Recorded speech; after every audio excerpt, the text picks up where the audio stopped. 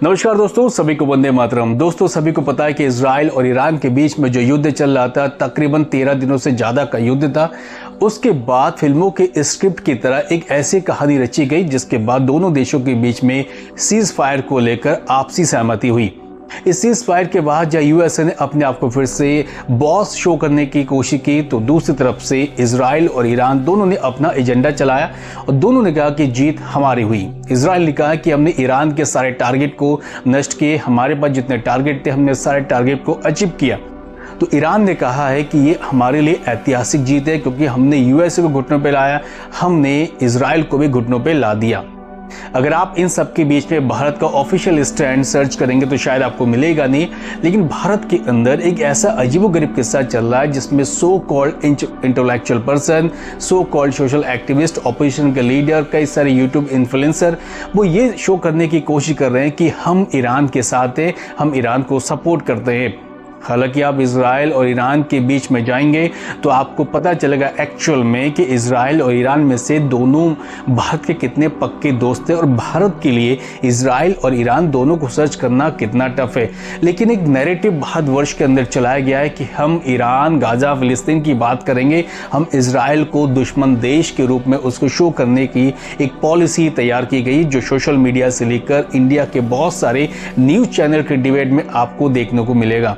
दोस्तों, आज की वीडियो सेशन में इन चीज़ों को मैं एक्सपोज करूंगा और इन चीज़ों की बात करूंगा कि हमारे लिए इंपॉर्टेंट कौन है। हमारे लिए इजराइल इंपॉर्टेंट है, हमारे लिए ईरान इंपॉर्टेंट है। और इंडिया के बहुत से ऐसे लोग हैं जो आज ईरान और फिलिस्तीन की बात कर रहे हैं। क्यों कर रहे हैं? जस्ट बिकॉज कि ईरान और फिलिस्तीन एक मुस्लिम मेजोरिटी कंट्री है, जिसके अंदर मुसलमान जो लोग हैं उनकी बहुसंख्य है, इसलिए बात हो रही है, या फिर आप मानव अधिकार के नाते इन चीज़ों की बात कर रहे हैं। सभी चीज़ों को आज के वीडियो पे मैं एक्सपोज करूंगा। दोस्तों, जब ईरान और इजराइल के बीच में वॉर चल रहा था तो भारतवर्ष के कई ऐसे लोग थे जिन्होंने सीधे तौर पे ईरान का सपोर्ट किया। ईरान का सपोर्ट करने का रीज़न क्या हो सकता है? क्योंकि ईरान, फिलिस्तीन, जो गाजा है, एक मुस्लिम मेजोरिटी कंट्री है कि मुसलमानों को सपोर्ट करेंगे तो शायद उनके सपोर्ट से भारत में आने वाले चुनावों में मुस्लिम मतदाता का वोट वो अपनी तरफ खींच सके। हो सकता है कि ये पॉलिसी इनके अंदर हो, या हो सकता है कि मानव अधिकार की बात कर रहे हैं इसलिए वो ईरान या फिलिस्तीन, गाजा की बात कर रहे हैं। भारत के एक टाइम के ऑपोजिशन के सबसे बड़ी लीडर रहे सोनिया गांधी ने इजराइल को हाथे आड़ो लिया। उन्होंने इजराइल के परमाणु जो कार्यक्रम है उसको लेकर उनका क्रिटिसाइज किया, ईरान के परमाणु कार्यक्रम का बचाव किया, जिसके बाद जो है इजराइल के राजदूत ने सोनिया गांधी को इतिहास की जानकारी के लिए अपने पोस्ट दिए। यानी सोनिया गांधी ने इजराइल पर अटैक किया तो ईरान का बचाव किया। वहीं AIMI दिल्ली के अध्यक्ष शोएब जमाई, जो लगातार टीवी चैनल पे आपने देखा होगा, चीख चीख के वो ईरान का सपोर्ट करते हैं, गाजा की बात करते हैं, फिलिस्तीन की बात करते हैं और इजराइल को क्रिटिसाइज करते हैं। खैर, ये इनका अपना एजेंडा हो सकता है, क्यों ये ईरान का सपोर्ट कर रहे, इजराइल को क्रिटिसाइज करे और चीख के अपनी बातें सोशल मीडिया पे कहते हैं। और आज तो आज शायद ये आम जनता के बीच में जाके भी इजराइल को क्रिटिसाइज करने की कोशिश करते हैं और इजराइल के प्रोडक्ट को बाइकआउट करने की कोशिश करते हैं। इनके साथ AIMIM के विधायक माजिद हुसैन भी लगातार वो इजराइल को क्रिटिसाइज कर रहे हैं और ईरान, गाजा, फिलिस्तीन को अल्लाह का घर है उसके हिफाजत की बात कर रहे हैं, जिस पर जान भी कुर्बान देने की बात कर रहे हैं। ये लोग लगातार इस पे अपने कमेंट्स कर रहे हैं। इनके साथ कई ऐसे लोग हैं जो ईरान का सपोर्ट कर रहे हैं तो इजराइल को क्रिटिसाइज कर रहे हैं। इजराइल और ईरान के युद्ध के समय नेशनल कॉन्फ्रेंस के अध्यक्ष फारूक अब्दुल्ला और उनके साथ PDP के अध्यक्ष महबूबा मुफ्ती ने भी सीधे तौर पे ईरान का सपोर्ट किया। उनके कमेंट्स देख के लग रहे हैं कि वो सीधे तौर पे ईरान को सपोर्ट कर रहे थे और इजराइल और US को क्रिटिसाइज कर रहे थे। ये लोगों ने सीधे तौर पे अपना एजेंडा साफ कर दिया कि इनकी बातें, इनके शब्द जो है वो ईरान के साथ थे। इजराइल ईरान के सीज फायर के बाद लखनऊ के छोटे इमामबाड़ा से लेकर लखनऊ के कई गली नुक्कड़ पे 2000 से ज़्यादा लोगों की भीड़ इकट्ठा हो गई थी। लोगों ने जश्न मनाया, ईरान की जीत की फतेह हुई। इस पर उन्होंने एक दूसरे के साथ गले मिले, एक दूसरे के साथ जश्न मनाया। ये ऐसा क्यों कर रहे थे ये समझ से परे है, जबकि इजराइल भी हमारा एक मित्र राष्ट्र है, ईरान भी हमारा मित्र राष्ट्र है। जब दोनों ही हमारे मित्र राष्ट्र है तो हम वन साइड क्यों जा रहे हैं? और ये कौन लोग हैं जो ईरान को खुले तौर पे सपोर्ट कर रहे हैं और कौन लोग हैं जो इजराइल को सपोर्ट करना चाह रहे हैं, लेकिन हो सकता है कि किसी कारणवश इजराइल को सपोर्ट करना शो नहीं कर रहे हैं। ईरान ने जब ये जीत हासिल की तो उन्होंने सीधे तौर पे भारत के कई लीडर्स के, भारत के सामाजिक कार्यकर्ता, भारत के सोशल एक्टिविस्ट, भारत के मीडिया इन्फ्लुएंसर को थैंक्स कहा कि उन्होंने सभी ने ईरान को सपोर्ट किया। दोस्तों, अब कहानी आपको जानना चाहिए कि इजराइल जो है भारत का सबसे पुराना मित्र है, पुराना एक राष्ट्र है। 1971 की बात हो, 1999 की बात हो, दोनों ही युद्ध में इजराइल ने भारत को साइबर तरीके से, भारत को खुफिया एजेंसी के तौर पे, गोला बारूद हथियार के तौर पे भारत का सपोर्ट किया था। हर एक दम भारत का सपोर्ट करते हैं। यूएन में जब जब भारत को कश्मीर मुद्दे पर सपोर्ट की जरूरत होती है तो सबसे पहले हमारे साथ कोई राष्ट्र होता है तो वो इजराइल होता है। लेकिन फिर भी भारत के कई ऐसे तमाम लोग हैं जो ईरान को सपोर्ट कर रहे, खुले तौर पे सपोर्ट कर रहे, इजराइल को क्रिटिसाइज कर रहे, इजराइल को गंदी गंदी बातें कह रहे।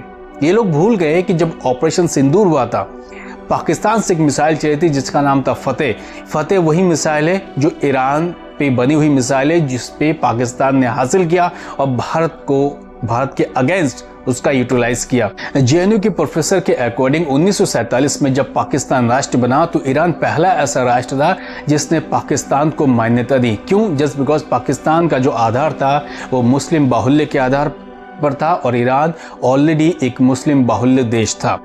ऑपरेशन सिंदूर में जिस तरीके से इजराइल ने भारत को सपोर्ट किए थे, भारत को हर तरीके से सपोर्ट किया था, गोला बारूद से लेकर, कामिकेज ड्रोन से लेकर, हेरोन ड्रोन से लेकर, सर्चर ड्रोन से लेकर, तो उसके बिहाफ पे हम सबको इजराइल के सपोर्ट में ज़्यादा होना चाहिए था। जबकि हम लोग, बहुत से लोग हम में से ईरान की सपोर्ट करते हुए नजर आए, सोशल मीडिया पे ईरान का गुणगान करते हुए नजर आए। यूएन में कश्मीर मुद्दे पर ईरान ने कभी भी खुलकर भारत का सपोर्ट नहीं किया क्योंकि कश्मीर को एक विवादित क्षेत्र के रूप में ईरान अभी भी देखता है।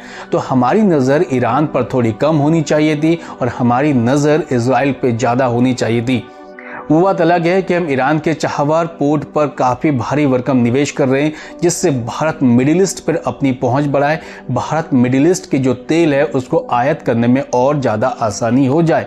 दोनों ही राष्ट्र हमारे लिए इंपॉर्टेंट है, इसलिए भारत के तमाम लोगों को, भारत के मीडिया इन्फ्लुएंसर लेकर भारत के कई ऐसे सामाजिक संगठन के लोगों को, भारत के एनजीओ को इन चीज़ों पर थोड़ी सोचनी चाहिए थी, थोड़ा विराम लगाना चाहिए था और धीरे धीरे आगे बढ़ना चाहिए था। लेकिन जिस तरीके से सोशल मीडिया से लेकर पूरी दुनिया के मीडिया ने देखा कि भारत के अंदर क्या हो रहा है ईरान और इजराइल को लेकर, हो सकता है कि इन चीज़ों का फर्क आने वाले टाइम पे भारत और इजराइल के बीच के संबंध पे पड़े, क्योंकि इजराइल हमेशा से भारत का सपोर्ट करता आ रहा है।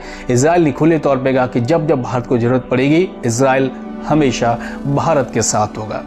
खैर दोस्तों, अब आपको समझना पड़ेगा कि इनमें से बहुत से ऐसे लोग थे, आपको याद होगा जब शेख हसीना सरकार का तख्ता पलट हुआ था बांग्लादेश में, तो जिस तरीके से हिंदू को काटा गया, पीटा गया, उनका घर जलाया गया, मार मार के लटकाया गया, इनमें से कितने लोग थे जो खुलकर बांग्लादेश के अंदर हो रहे इन पर अपनी बात रखे थे? इनमें से कितने लोग हैं जो टीवी डिबेट में चिल्ला चिल्ला कर बांग्लादेश में हिंदू अल्पसंख्यक के सपोर्ट में आए थे? इनमें से कितने लोग हैं जो गली नुक्कड़ पर जाकर बांग्लादेश के अंदर हिंदू पर हो रहे अत्याचार पर खुलकर विरोध किया था? शायद अगर आप इतिहास के पन्ने को पलटेंगे या गूगल में सर्च करेंगे तो आपको बहुत ही कम ऐसे लोग मिलेंगे जिन्होंने हिंदुओं को सपोर्ट किया था और बहुत से ऐसे लोग होंगे जो इस पर चुप थे। लेकिन इजराइल, फिलिस्तीन, गाजा पे जिस तरह से अटैक हुआ उस पर खुलकर समर्थन कर रहे हैं। क्यों कर रहे हैं? आप समझ सकते हैं दोनों के बीच में कनेक्शन क्या है और कौन लोग इनको सपोर्ट कर रहे हैं। अब दोस्तों बारी आपकी है, आपको चीज़ें समझना चाहिए, आपको अपना स्टैंड लेना चाहिए, खुलकर अपने स्टैंड लेना चाहिए और किन के सपोर्ट में आना चाहिए और किन के सपोर्ट में नहीं आना चाहिए। अपने सेल्फ कॉन्शियस का आपको यूटिलाइज करना चाहिए।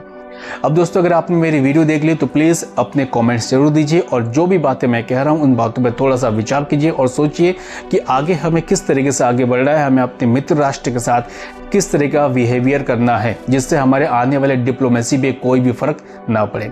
अब दोस्तों, कल फिर मिलते एक और नई वीडियो के साथ। Thank you. जय हिंद।